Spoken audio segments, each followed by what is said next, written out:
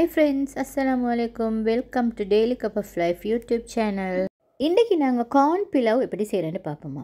இது உங்களுக்கு ஈதுக்கு மற்ற எல்லா ஒகேஷன்ஸ்க்கும் செஞ்சு கொள்ளையிலுமான சூப்பரான ஒரு அரோமாவான ரைஸ் ரெசிபி. வாங்க நாங்கள் இந்த கார்ன் பிலவ் எப்படி செய்கிறேன்னு பார்ப்போம். வீடியோவை ஸ்கிப் பண்ணாமல் ஃபுல்லாக பாருங்கள். பிடிச்சதை லைக் பண்ணி ஷேர் பண்ணிக்கோ.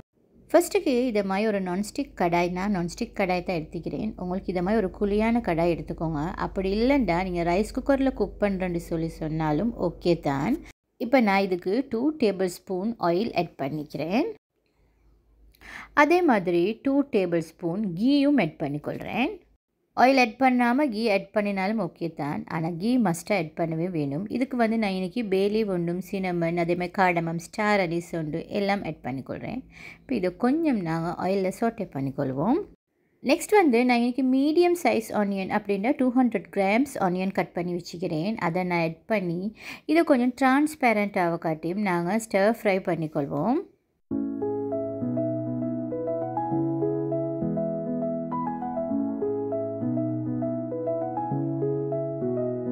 ரம்பேலை 2-3 போட்டுக்கொள்கிறேன்.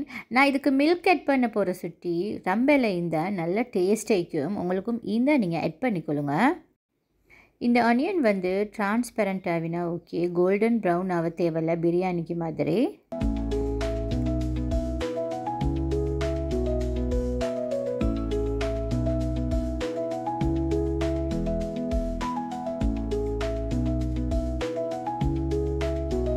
இப்போ நான் இதுக்கு க்ரீன் சில்லி ஒன்று எடுத்து அதை 2 கட் பண்ணி வச்சுக்கிறேன். அதையும் ஆட் பண்ணிக்கொள்கிறேன்.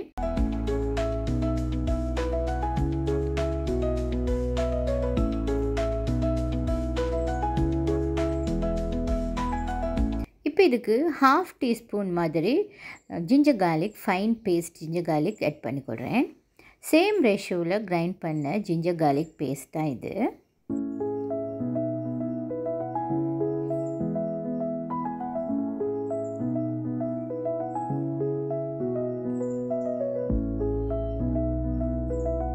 இப்போ இது இந்த அளவு ஸ்டர் ஃப்ரை ஆகினா நல்லாவே போதும். இப்போ நான் இதுக்கு 1 கப் கார்ன், இது ஃப்ரெஷ் கார்ன்.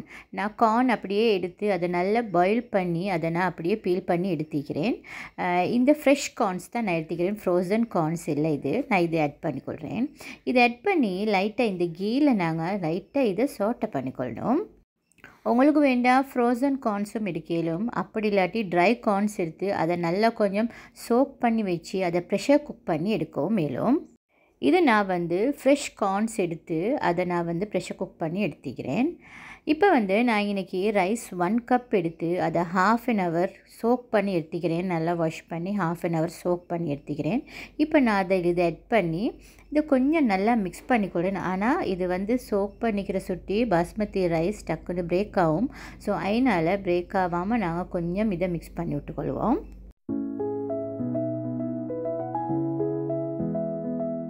இப்போ நான் இன்றைக்கி 1 கப் ரைஸ் எடுத்துக்கிற சுட்டி இன்றைக்கி 1 கப் மில்க் ஆட் பண்ணிக்கொள்கிறேன். இது கோகோனட் மில்க் 1 கப் ஆட் பண்ணிக்கொள்கிறேன். அதே மாதிரி 1/2 கப் வாட்டர் ஆட் பண்ணிக்கொள்கிறேன். இப்போ நான் இதுக்கு தேவையான அளவு சால்ட் ஆட் பண்ணிக்கொள்கிறேன்.